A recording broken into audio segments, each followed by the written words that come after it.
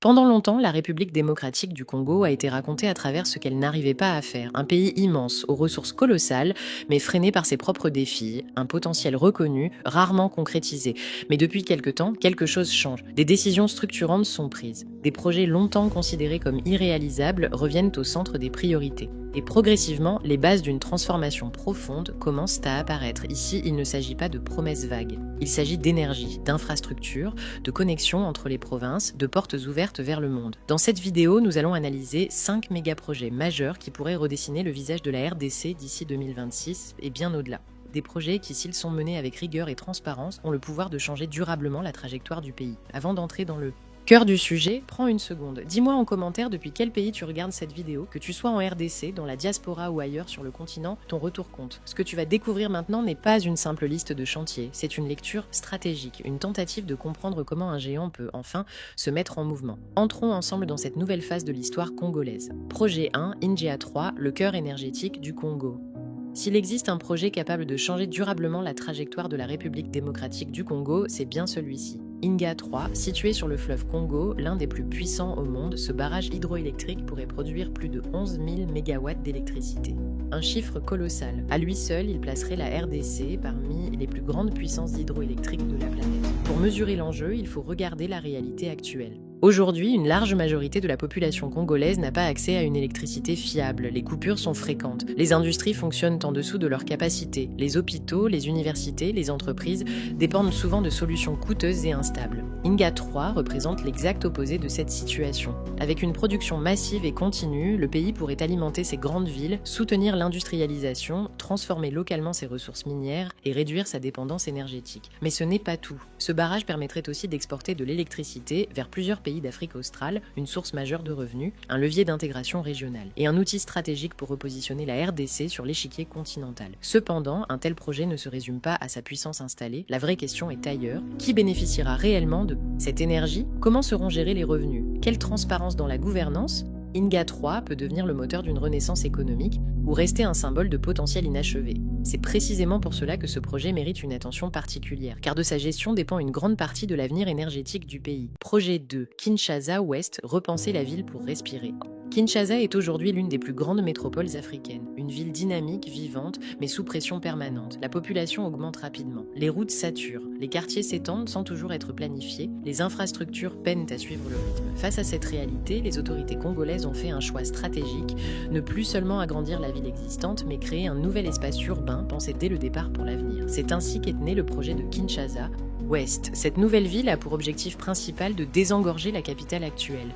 Elle doit absorber une partie de la croissance démographique tout en proposant un cadre de vie plus structuré, plus fonctionnel et plus durable. Le projet prévoit des routes larges et organisées, des quartiers résidentiels modernes, des écoles, des hôpitaux, des centres administratifs et commerciaux. L'accent est mis sur des réseaux fiables, électricité, eau, assainissement, transport. Mais Kinshasa Ouest ne se limite pas à l'habitat. Elle ambitionne aussi de devenir un pôle économique à part entière, capable d'attirer des entrepreneurs, des investisseurs et des emplois, tout en réduisant la pression sur le centre historique. Derrière ce projet, il y a une idée forte, une nation qui se projette dans le long terme, une volonté de rompre avec l'urbanisation subie pour entrer dans une urbanisation maîtrisée. Bien sûr, les défis sont nombreux. Financement, gouvernance, accès équitable pour les populations, mais si Kinshasa Ouest est menée avec rigueur, elle pourrait devenir la vitrine d'un urbanisme congolais moderne, mieux adapté aux besoins réels des habitants. Projet 3, Banana et Matadi, la RDC, s'ouvre enfin à l'océan. Pendant des décennies, la République démocratique du Congo a souffert d'un paradoxe majeur. Un pays immense, riche, producteur, mais difficilement connecté au commerce mondial, les ports existants étaient limités, la congestion ralentissait les échanges, les coûts logistiques explosaient, et une partie du commerce congolais dépendait de pays voisins.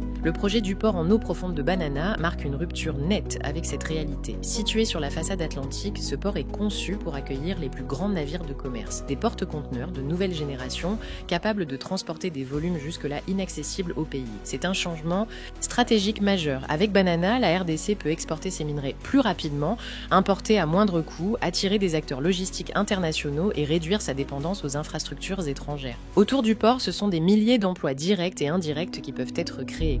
Mais l'ouverture maritime ne s'arrête pas là. En parallèle, le port de Matadi fait l'objet d'une modernisation progressive, nouvelles installations, équipements plus performants, digitalisation des procédures. L'objectif est clair, réduire les délais, améliorer la fiabilité et augmenter la capacité de traitement. En combinant Banana et Matadi, la RDC pose les bases d'un système portuaire plus cohérent, plus compétitif et mieux intégré à l'économie mondiale. Ce projet est bien plus qu'un port, c'est une clé. La clé d'un Congo moins enclavé, la clé d'un commerce plus fluide, la clé d'un positionnement stratégique enfin assumé. Mais là encore, le succès dépendra de la gestion, de la transparence et de la capacité à intégrer les populations locales et à préserver les écosystèmes côtiers.